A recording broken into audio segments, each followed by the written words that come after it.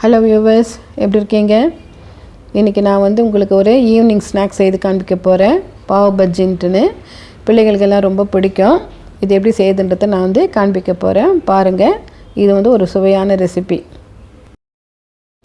செய்ய நம்ம ஆரம்பிக்கலாம். அடுப்பை பற்ற வச்சு வானலியை வச்சிடலாம்.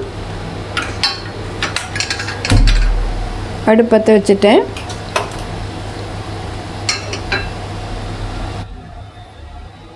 கொஞ்சம் காயிட்டோம். வானலி காஞ்சிடுச்சு. கொஞ்சம் பட்டர் நம்ம சேர்த்துக்கலாம். பட்டர் போடுறேன்.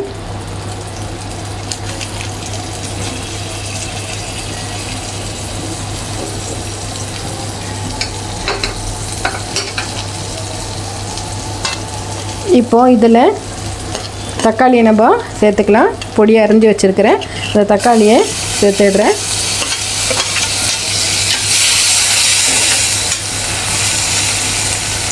கொஞ்சமாக வதங்கட்டும்.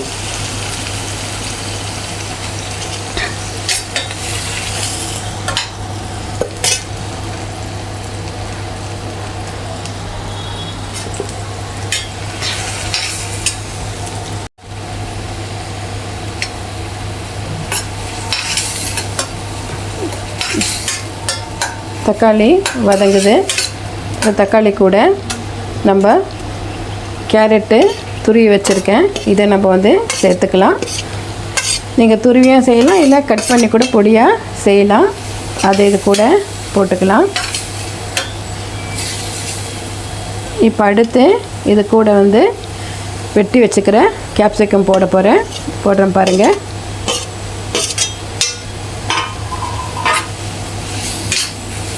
இதெல்லாம் கொஞ்சம் நல்லா வதங்கணும்.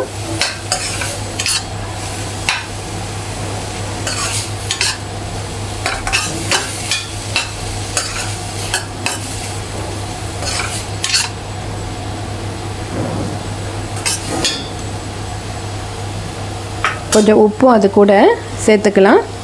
கொஞ்சமாக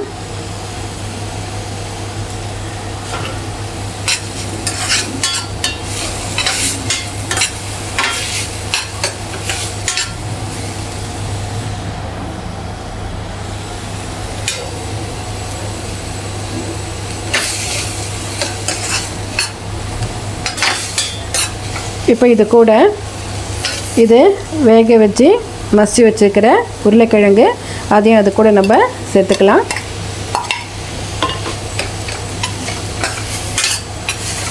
உருளைக்கிழங்கு வேக வச்சோம்னா அந்த பைண்டிங் கொஞ்சம் நல்லா வரும். அதனால உருளைக்கிழங்கு நம்ம வேக வச்சுருக்குறோம்.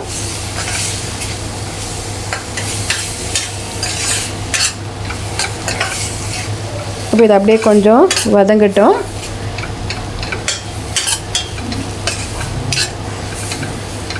இப்போ இது கூட கொஞ்சம் தண்ணி விட்டு ஒரு 10 நிமிஷம் வேக விடலாம். ஏன்னா கேரட்டு வேகணும். அதனால் கொஞ்சமாக தண்ணி விட்டு இதை நம்ம வேக விடலாம்.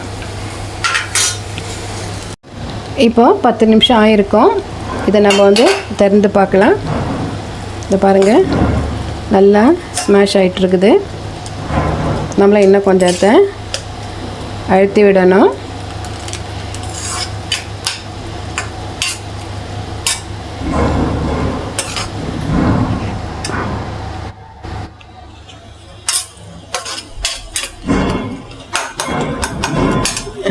இந்த ஸ்டேஜில் கொஞ்சம் காஷ்மீரி மிளகாத்தூள் சேர்த்துக்கலாம்.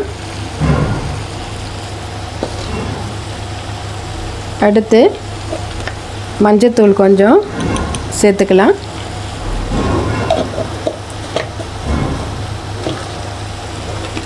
கரம் மசாலா பவுட்ரு கொஞ்சம் சேர்த்துக்கலாம்.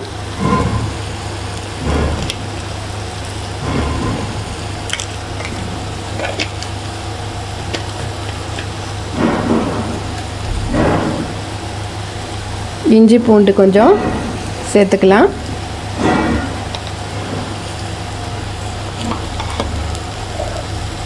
இது கூட கொஞ்சம் கஸ்தூரி மேத்தி அதை சேர்த்துக்கலாம். இப்போ எல்லாத்தையும் நம்ம இதை கலந்து விடலாம்.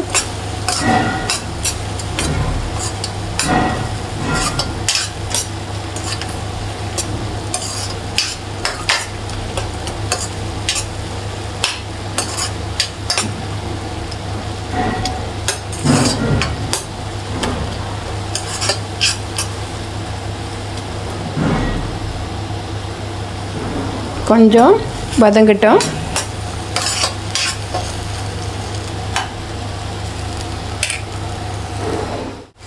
நல்லா சுண்டி வந்திருக்குது பாருங்கள். இந்த ஸ்டேஜில் நம்ம கொஞ்சம் மேஜிக் மசாலா கொஞ்சம் சேர்க்கலாம். அது கொஞ்சம் டேஸ்ட்டு கொடுக்கும் கொஞ்சமாக. அப்புறம் எலும்பிச்சப்பழம் கொஞ்சம் நம்ம வந்து பிழியலாம்.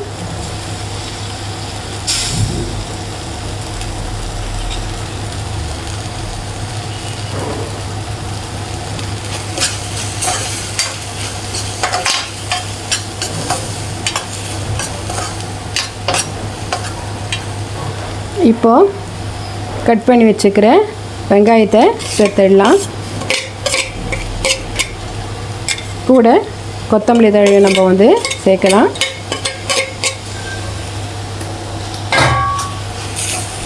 நல்லா நம்ம கிண்டி விடணும். அடுத்து அடிப்பிடிக்காமல் இருக்கிறதுக்கு கொஞ்சம் தண்ணி விடலாம்.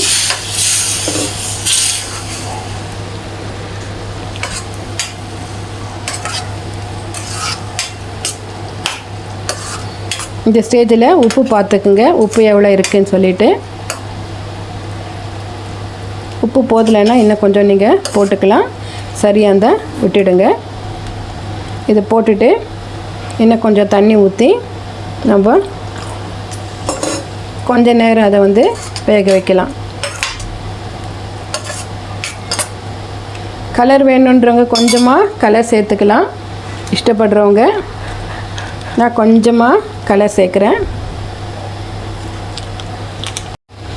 இப்போ நான் வந்து ரெட் கலர் கொஞ்சம் சேர்த்துருக்கேன். ஏன்னா கலர் கொஞ்சம் அழகாக இருக்கும் பார்க்குறதுக்கு, அதனால் ரெட் கலரை சேர்த்துருக்கேன்.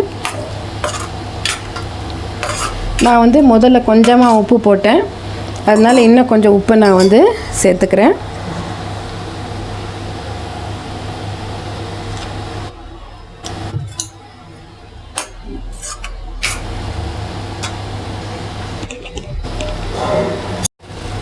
நல்லா கொதிக்குது. இது அப்படியே கொஞ்சமாக சுண்டணும். இது கூட நம்ம இன்னும் கொஞ்சம் பட்டர் சேர்த்துக்கலாம்.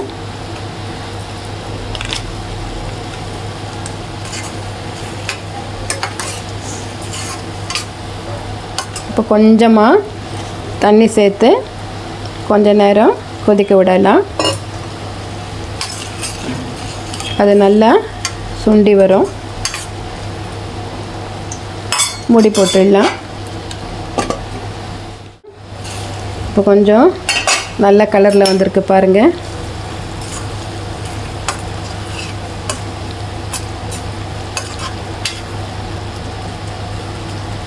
இப்போது கடைசியாக கொஞ்சம் கஸ்தூரி மேத்தி மறுபடியும் கொஞ்சம் சேர்த்துக்கலாம்.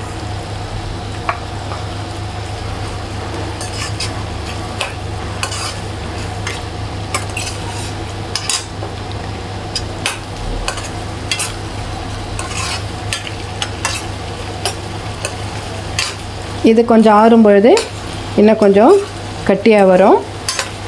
அதனால இதை நம்ம இறக்கிக்கலாம். இப்போது பாவ் பஜ்ஜி வந்து ரெடி ஆயிடுச்சு.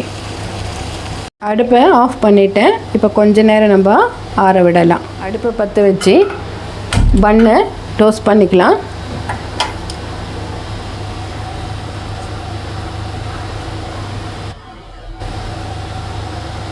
கொஞ்சம் பட்டர் போட்டுக்கலாம். கல் கொஞ்சம் காயட்டும்.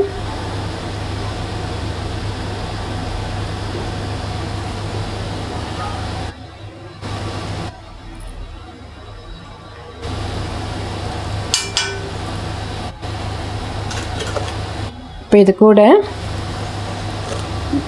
கொஞ்சமாக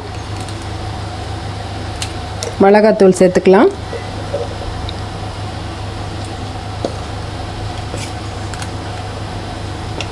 கொஞ்சம் கரம் மசாலா பவுட்ரு சேர்த்துக்கலாம்.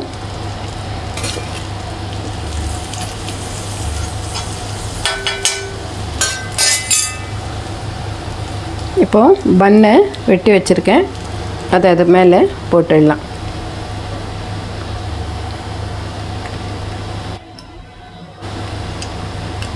கொஞ்ச நேரம் டோஸ்ட் ஆகட்டும். இதை அப்படியே திருப்பி கொடுக்கலாம்.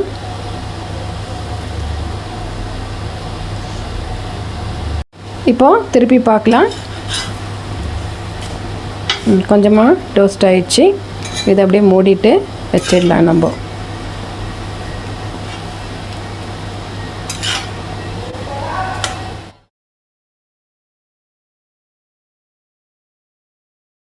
எப்படி சாப்பிட்றது காண்பிக்கிறேன்.